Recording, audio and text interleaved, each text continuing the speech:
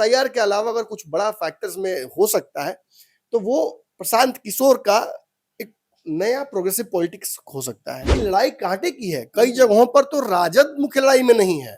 अगर जदयू भाजपा में से कोई भी अगर गड़बड़ा जाती है, जैसे कि बड़े प्रेडिक्टर्स कह रहे हैं कि जदयू का तो ग्राफ ठीक होगा लेकिन बीजेपी गड़बड़ा रही है, कुछ कह रहे हैं बीजेपी का तो ठीक है, जदयू पुरन के स्टाइल में रह जाएगी। अगर दोनों में से कोई भी स्थिति उत्पन्न होती है तो जन सुराज उन सीटों पर बाजी मार देगी या पलट देगी। प्रशांत किशोर खेल कर जाते हैं तो फिर तो 14 तारीख का जो दोनों तरफ का मिठाई है, पटाखा है, वो आप जन सुराज के कार्यालय में फूटते हुए देखिएगा। ओरमा ग्रुप, जो सोचता है वो करता है, आपके अपने सपनों का आशियाना। नमस्कार, भारत लाइव देख रहे हैं आप और मेरा नाम है उत्तम कुमार। हमारा खास कार्यक्रम जांच पड़ताल देख रहे हैं आप। आपको पता है कि बिहार में चुनाव हो रहे हैं और कल दूसरे चरण का मतदान होगा। दर्जनों ऐसे सीटें हैं जिस पर प्रशांत किशोर का दबदबा है। देखिए, ये हम नहीं कह रहे हैं, हम आपको जो रिपोर्ट दिखाएंगे उससे आपको कहीं ना कहीं ये लगेगा भी। कई ऐसी सीटें हैं जहां पर जनसुराज ने मजबूत कैंडिडेट उतारे हैं। हमारे साथ हमारे संपादक नमन मिश्रा सर हैं। सर, क्या कुछ कहिएगा? कल दूसरे चरण का मतदान होना है और कई ऐसी सीटें हैं जहां पर सर मुकाबला काफी टक्कर का है। कल नहीं, आज होगा मतदान। हम ये रात में वीडियो शूट कर रहे हैं और निश्चित ही दूसरे चरण में अगर सबसे ज्यादा भाजपा, राजद और अन्य पार्टियों को जो मुख्य हिस्सेदार हैं इस चुनाव के, या तो घोषित मुख्य हिस्सेदार, उनको ये माने समस्या, ये डर खाया जा रहा है कि कहीं जन सुराज कोई खेल न कर दे, क्योंकि recent predictions have almost suggested कि जन सुराज को जो अंडर एस्टिमेट करके चल रहे थे बड़े विश्लेषक, हम लोग भी, वो दूसरे चरण में कुछ बड़ा चौंकाने वाला काम कर सकती है। प्रथम चरण में भी जो बढ़े हुए वोट प्रतिशत हैं वो एसआईआर के अलावा अगर कुछ बड़ा फैक्टर्स में हो सकता है तो वो प्रशांत किशोर का एक नया प्रोग्रेसिव पॉलिटिक्स हो सकता है। कई लोग, मैंने तो दावा किया, मेरे तो कुछ फ्रेंड्स आए हैं आप केवल वोट देने के लिए प्रशांत किशोर को, तो इट माइट बी कि प्रशांत किशोर ही वोट बढ़ाने का फैक्टर पहले चरण में हो। तो यदि अगर वो ऐसा है तो दूसरे चरण में तो और बड़ी समस्या पैदा करने जा रहे हैं। दूसरे चरण में मेरे पास 15+ सीटों की लिस्ट है, जिसमें 12 सीटें ऐसी हैं जिस पर हम लोग गए भी हैं और ये समझ में आया है जाकर वहां कि लड़ाई कांटे की है। कई जगहों पर तो राजद मुख्य लड़ाई में नहीं है, कई जगहों पर भाजपा का इतना वोट कट जा रहा है या लोजपा का या जदयू का, जितना से हार जीत पिछली बार हुई थी। प्रशांत किशोर 6000 से स्टार्टिंग और 18,000 तक का एक एवरेज वोट बैंक लेकर आ रहे हैं। तो जितना 6000 से ऊपर वो जाएंगे, मतलब 10,000+ तो मुझे लग रहा है कि अब होंगे, तो अगर इतना एवरेज वोट वो लेके आएंगे तो वो चिराग पासवान वाला डेंट तो कर देंगे हर सीट पर। अब किस सीट पर वो आरजेडी को डैमेज करेंगे और किस पर वो जदयू को डैमेज करेंगे या भाजपा को, ये अनप्रिडिक्टेबल है अभी। और यही कहीं ना कहीं गढ़ने की, समझने की कोशिश अलग अलग सीटों के हिसाब से करने की लोग कोशिश कर रहे हैं। तो आज हम जो बैठे हैं दूसरे चरण से पहले, हम ये बताने बैठे हैं कि आखिर प्रशांत किशोर गेम चेंजर कैसे हो सकते हैं, वो कैसे दूसरे चरण की सीटों के केवल 12 सीटों पर खेल कर दें तो सारा का सारा गेम ही पलट जाएगा। देखिए, अभी जो प्रेडिक्शंस है उसमें 60 बीजेपी, 60 जेडीयू, ये लोग कह रहे हैं एवरेज। सारे एजेंसियों के सर्वे को अगर हम एवरेज निकालते हैं तो 60 से 70 के बीच में बीजेपी, 60 से 65 के बीच में जेडीयू बताई जा रही है, आरजेडी को 70-75 के बीच में बताया जा रहा है। तो यार अगर मान लेते हैं यही होता है तो 60-60 120 होता है, या 60-50 110-15 होता है। तो बीजेपी को अतिरिक्त सीटें चाहिए, वो चिराग पासवान से चाहिए, वो मांझी से चाहिए, वो उपेंद्र कुशवाहा से चाहिए, और वो जीती हुई सीटें मिलनी चाहिए उनको। अगर जदयू भाजपा में से कोई भी अगर गड़बड़ा जाती है, जैसे कि बड़े प्रेडिक्टर्स कह रहे हैं कि जदयू का तो ग्राफ ठीक होगा लेकिन बीजेपी गड़बड़ा रही है, कुछ कह रहे हैं बीजेपी का तो ठीक है, जदयू पुरन के स्टाइल में रह जाएगी। अगर दोनों में से कोई भी स्थिति उत्पन्न होती है तो जन सुराज उन सीटों पर बाजी मार देगी या पलट देगी। और ऐसी स्थिति में ये एनडीए के लिए डरावना है। तो केवल एनडीए के लिए नहीं है, अब तेजस्वी यादव मुख्यमंत्री बनना है, हलवाई बुक कर दिया है, पत्रकारों को धमका भी दिए हैं कि यह 14 तारीख के न्योता भी मिल गया। अब न्योता है कि मैंने धमकी बुझा ही नहीं रहा है। तो जो भी हो, अब उस दिन तेजस्वी यादव को अपनी साबित करनी पड़ेगी क्षमता, और उसमें भी बहुत बड़े बाधक प्रशांत किशोर नजर आ रहे हैं। जीतेंगे कितना, इस पर बहुत भ्रम है। मेरे से विश्लेषक कह रहे हैं 1 से 4-5 सीटों के बीच में वो जीत जाएंगे, कुछ विश्लेषक कह रहे हैं 10 से 15 जीत जाएंगे। अब तो रिसेंट जो सर्वे आया है उस आधार पर ये सजेशंस हैं कि 10 से 15% तक का वोट बिहार में प्रशांत किशोर ला सकते हैं। यानी जितना वोट नीतीश कुमार को आता रहा है चुनाव में एवरेज, उस एवरेज को प्रशांत किशोर अपने दम पर जनसुराज छू सकती है।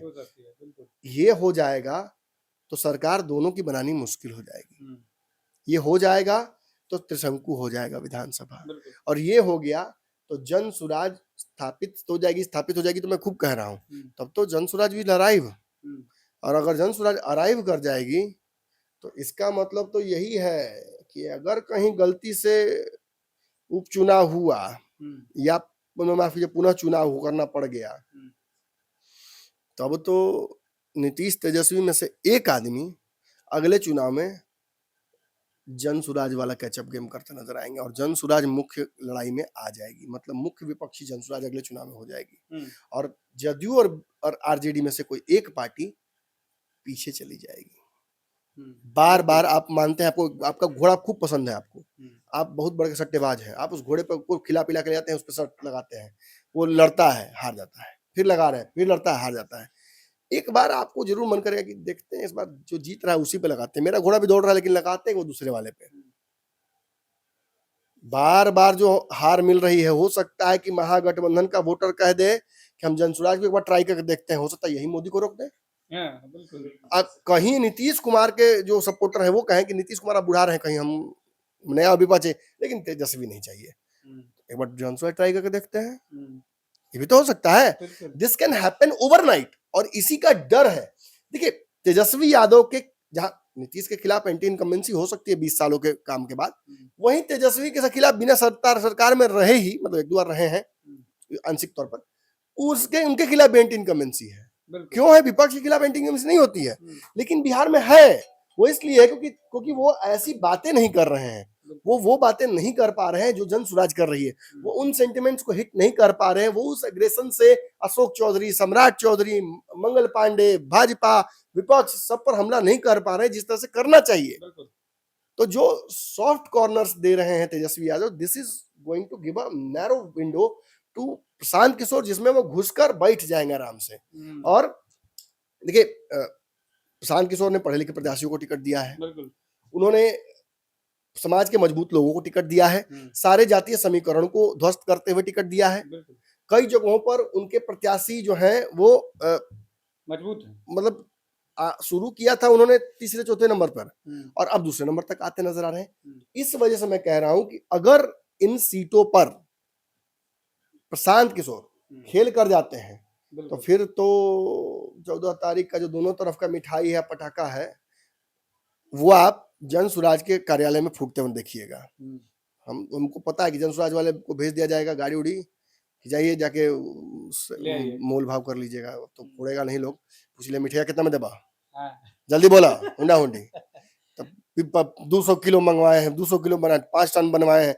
अरे भाई देखिए खराब हो जाएगा, आप तो खिला नहीं पाइएगा ना, दे दीजिए 500 दिया, चलिए लाइए 500 टका देगा, ले लीजिए, कहानी खत्म, ले जाकर वही जाकर फोड़ दीजिए, वही बांट दीजिए। लोग कहेगा कि बेगानी शादी अब्दुल्ला दीवान है, प्रशांत किशोर सरकार बनाने, कुछ बात सरकार बनाने की नहीं है, ये पहला चुनाव है। अगर पहले चुनाव में दोनों का काम बिगाड़ दिया तो ये जीत से भी बड़ी बात होगी। और यही प्रशांत किशोर को बोलते हुए आप सुन रहे हैं सब इंटरव्यूज में, लगातार वो बोल रहे हैं। तो इसका कारण क्या है? देखिए इसका कारण है सेकंड चरण में कुछ सीटें चिन्हित मैंने की हैं, आप उसका विश्लेषण आप लोग तीनों कीजिएगा। नरकटियागंज, केसरिया, फुलपरास, लोकहा, त्रिवेणीगंज, अररिया, कदवा, मनिहार, चैनपुर, काराकट, नोखा, कुर्था, जहानाबाद, सिंहेश्वर, मधेपुरा की सीट, इन सीटों पर इनके प्रत्याशी का जो चयन है वो बहुत बढ़िया है और रिस्पांस ग्राउंड से बढ़िया आ रहा है। इसके अलावा मैंने और कुछ सीटें चिन्हित कर रखी हैं। कुम्हरार की सीट फर्स्ट राउंड की थी, लेकिन इसमें फाइट बहुत तगड़ी है। यहाँ कैश वोटरों ने गेम चेंज शायद कर दिया है, लेकिन हाँ मुझे लगता है कि देखिए लड़ाई तो बहुत तगड़ी है, लेकिन यहाँ आरजेडी लड़ाई से बाहर हो गई है, मतलब महागठबंधन, माफ कीजिएगा। बक्सर की सीट 3 ब्राह्मणों की लड़ाई है। तथागत हर्षवर्धन पुराने कांग्रेसी हैं, कांग्रेस के केंद्रीय मंत्री रहे थे, उनके पुत्र हैं, वो उस क्षेत्र के सांसद रहे थे कई बार, उनके पुत्र हैं के तिवारी के, और उनके पुत्र तथागत हर्षवर्धन जो कि कांग्रेस के जिला अध्यक्ष रहे हैं एक जमाने तक, जो कांग्रेस के सब प्रमुख टिकटार्थी रहे हैं, मुन्ना तिवारी उनसे टिकट लेने में सफल हो गए कई बार, उनके खिलाफ बोल रहे हैं। तो कांग्रेस का वोट तो उनके साथ जावे करेगा एंटी इनकमेंसी वाला। मुन्ना तिवारी का दूसरा टर्म है, नाराज तो लोग उनसे भी हैं, और एक बड़े आईएएस को वहां पे टिकट दे दिया है बीजेपी उनको, रातों रात आनंद मिश्रा को। तो ब्राह्मणों की 3 टक्कर लड़ाई है, और इसमें कांग्रेस का वोट भी जनसुराज काट रही है वहां पर। तो जीते ना जीते, तथागत हर्षवर्धन खेल तो बहुत बड़ा कर देंगे, क्योंकि he was always the CM MLA in waiting. जिस जो एमएलए नहीं मिल पाया बक्सर को, वो तो जब बक्सर की जनता समझ रही है ना कि काश उनको टिकट मिला होता तो हम उनको जिता देते अश्विन चौबे के खिलाफ, लेकिन वो मिल नहीं पाया। तो इस बार कहीं ना कहीं वहां पे दोनों के लिए थोड़ा कठिन है। फिर इमामगंज की सीट है, ठाकुरगंज की सीट है, बिल्कुल चिनारी की सीट जो मैंने बताया था, फिर करहगर की सीट जहां से खुद वो कल वोट आज ही वोट देंगे प्रशांत किशोर, दरभंगा की सीट है, मोरवा की सीट है, चिरिया बरियारपुर है, और जीरादेई की सिवान वाली सीट है। इन सीटों पर अलग अलग समीकरणों की वजह से जनसुराज एक बड़ी भूमिका में आपको नजर आ सकती है।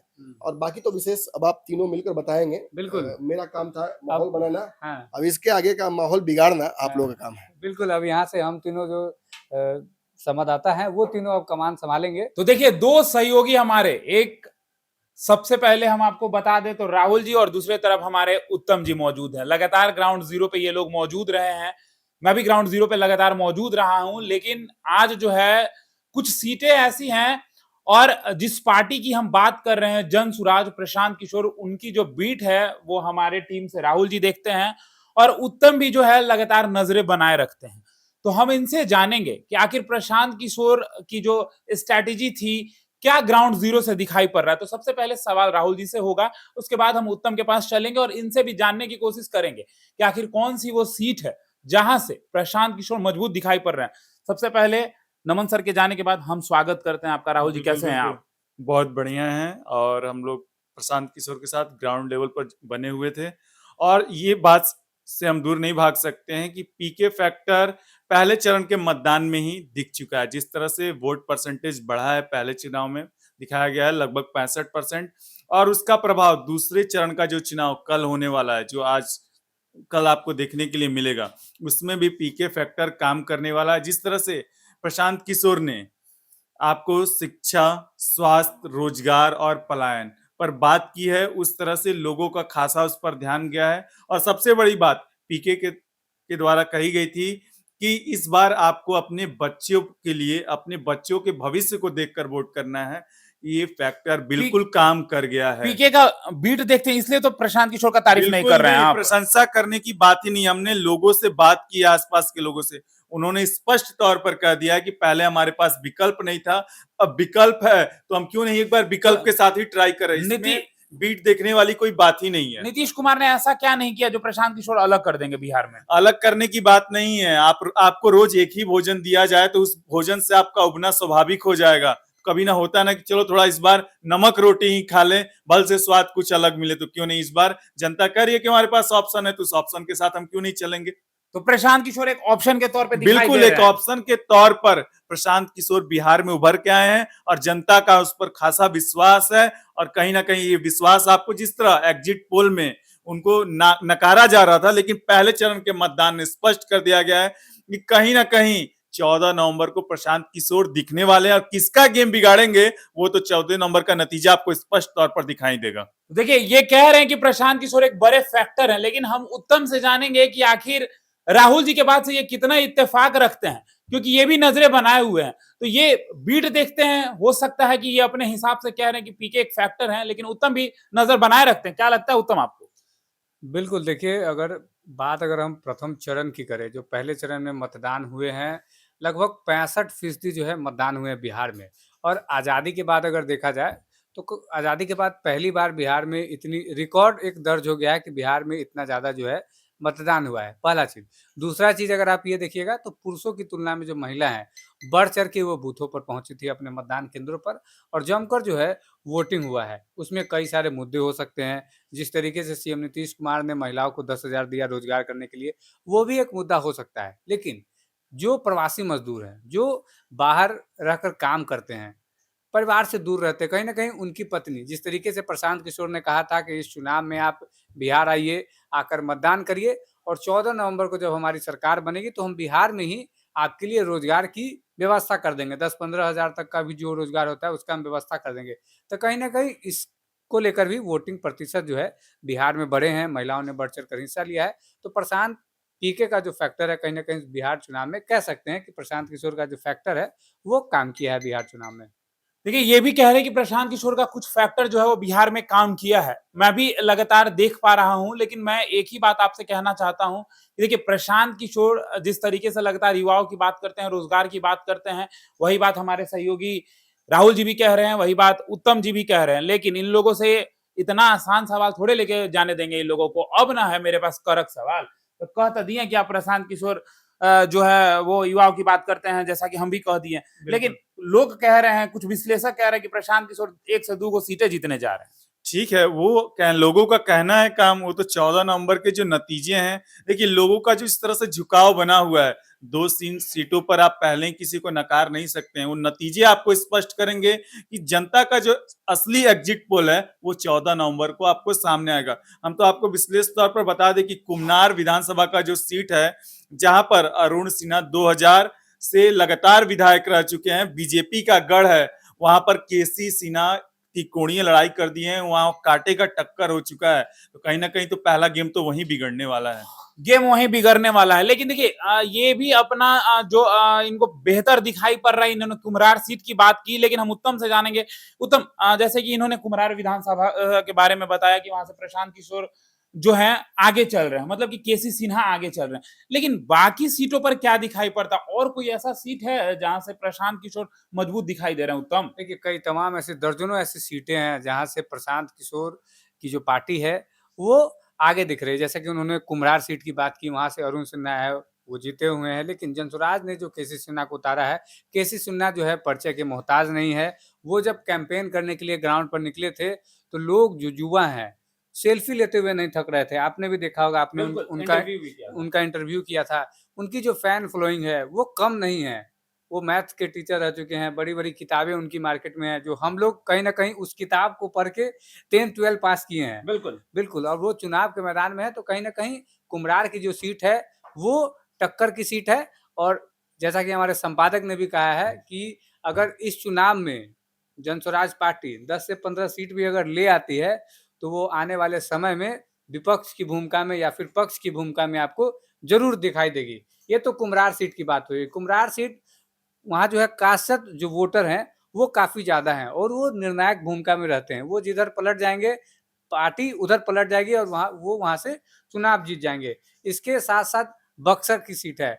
बक्सर में भी जो जनसुराज ने है वहाँ दाँव खेला है और वहाँ जो तीनों महागठबंधन हो गया, एनडीए हो गया या जनसुराज की जो पार्टी हो गई, तीनों ने ब्राह्मण उम्मीदवार को वहाँ मैदान में उतारा है। तो वहाँ की भी जो लड़ाई है वो काफ़ी दिलचस्प है, क्योंकि एनडीए ने वहाँ से पूर्व आईपीएस आनंद मिश्रा को चुनाव के मैदान में उतारा है।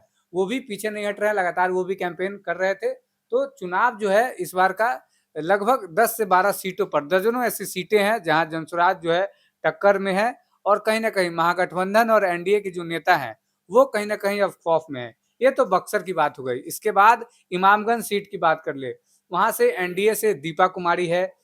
अगर महागठबंधन से बात करें तो रितु प्रिया चौधरी हैं। उसके बाद जनसुराज ने वहाँ से डॉक्टर अजीत कुमार को खड़ा किया है। देखिए, आप एक चीज़ बहुत कॉमन देखे होंगे जनसुराज में, उन्होंने पढ़े-लिखे लोगों को टिकट दिया है, जो वेल एजुकेटेड हैं, या फिर वो डॉक्टर हो सकते हैं, इंजीनियर हो सकते हैं।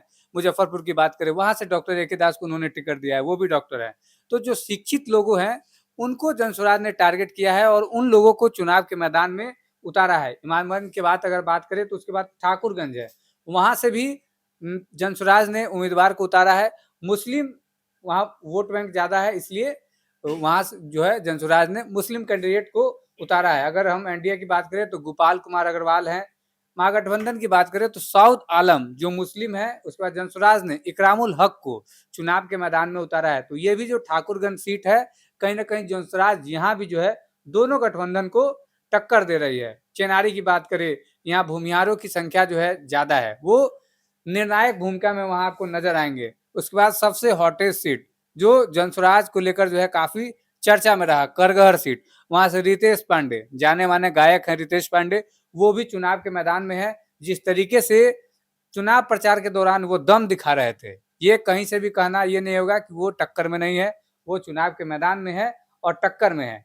लेकिन एनडीए ने जिसको अपना उम्मीदवार बनाया है, वशिष्ठ सिंह, जेडीयू ने उनको उम्मीदवार बनाया है, महागठबंधन ये एनडीए के वो उम्मीदवार है, वो भी काफी दमखम रखते हैं और करघर की जो सीट है वो भी जीतना तीनों गठबंधन के लिए आसान नहीं होगा। वहां भी जो लड़ाई है वो काफी दिलचस्प लड़ाई है। दरभंगा सीट की बात कर ले, वहां से एनडीए ने संजय सरावगी को जो है चुनाव के मैदान में उतारा है। दरभंगा की सीट इसलिए भी खास है क्योंकि जनसुराज ने वहां से आरके मिश्रा को चुनाव के मैदान में उतारा है और आरके मिश्रा भी जो है किसी परिचय के मोहताज नहीं है, वो भी काफी दमखम रखते हैं। और ये सब जो सीटें हैं इसको हम लोग हॉट सीट भी कह सकते हैं, क्योंकि दर्जनों ऐसी सीटें हैं जिससे कहीं ना कहीं चुनाव का जो माहौल है वो बदलेगा। अगर गलती से भी जनसुराज इन सब सीटों को जीत जाता है तो या फिर महागठबंधन की बात कर ले या एनडीए की बात कर ले, चुनाव में जो है सरकार बनाना जो है दोनों गठबंधन के लिए काफी एक सकते करके हल्कापन हो जाएगा। दोनों बहुमत तक नहीं पहुंच पाएंगे अगर ये 10-12 सीट अगर जनसुराज प्रभावित कर देती है। इसके बाद मोरवा की सीटें हैं,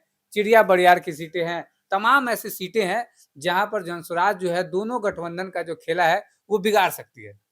चलिए, तो देखिए, उत्तम ने कुछ सीटों के बारे में आपको साफ तौर पे जानकारी दे दिया है। जैसा कि आपने आरके मिश्रा का नाम सुना, केसी सिन्हा का नाम सुना, रितेश पांडे का नाम सुना, कई ऐसे नाम हैं।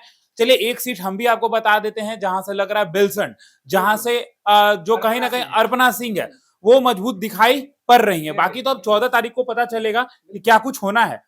और आखिरी में एक सवाल ले लेते हैं राहुल जी से, क्योंकि राहुल जी हमारे जो है लगातार पीके की बीट देखते रहते हैं और मैं बीजेपी का बीट देखता हूं और उत्तम ओवरऑल सब कुछ पर नजर बनाए रहते हैं।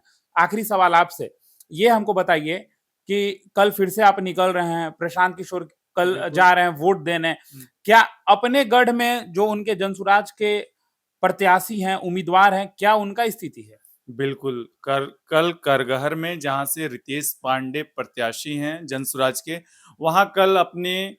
वहां जाकर पीके प्रशांत किशोर अपना वोट देंगे और ये सीट सबसे महत्वपूर्ण है और यहाँ से रितेश पांडे बहुत मजबूत स्थिति में है। रितेश पांडे नहीं, जब हम वहां पर ग्राउंड जीरो पर रिपोर्ट अपनी कर रहे थे तो एक महिला हमसे मिली हुई थी, उसने स्पष्ट तौर पर कहा कि ऐसा है सर, हम छठ में घर नहीं आ पाए थे, लेकिन राजस्थान से केवल वोट देने के लिए प्रशांत किशोर की विचारधारा से इतने हम प्रभावित हैं कि इस बार अपने बच्चों के लिए आकर वोट कर रहे हैं। चलिए, तो आपको कैसे लगते हैं प्रशांत किशोर, जरूर बताइएगा, क्योंकि देखिए प्रशांत किशोर एक ऐसे नेता हैं जो लगातार बात कर रहे हैं युवाओं की, शिक्षा की, बेरोजगारी दूर करने की। बाकी तो आप पे भी निर्भर करता ही है ना, क्योंकि आप कमेंट बॉक्स में हमें बताइएगा तो आपके फीडबैक से बहुत हम लोग भी जो है कहीं ना कहीं देख पाते हैं कि आपका क्या कहना है, आपकी क्या सोच है, क्या राय है। कमेंट बॉक्स में जरूर बताएं। हमारे साथ बातचीत करने के लिए हमारे सहयोगी राहुल जी और उत्तम मौजूद थे। तो तमाम ऐसे ही खबरों के लिए हमारे साथ बने रहे। भारत लाइव देख रहे थे आप, धन्यवाद। आपके सपनों को हमने सजाया है, ई होम्स पैनोरमा को हमने बनाया है। ई होम्स मेरा एक सपना था जिस पे मैं पिछले 4 साल से काम कर रहा था। हमने जो बनाया है वो सबने है माना। ई होम्स पैनोरमा में हो आपका भी आशियाना। और फाइनली हमने 2021 में इस प्रोजेक्ट को लॉन्च किया। बहुत लोग अप्रिशिएट कर रहे हैं कि पूर्णिया जैसे शहर में, बिहार के, एक तो बिहार की बात करें उसमें भी पूर्णिया जैसे छोटे जगह में इस तरह का लाइफस्टाइल देना, ये सुन के हम लोगों को बहुत अच्छा लगता है।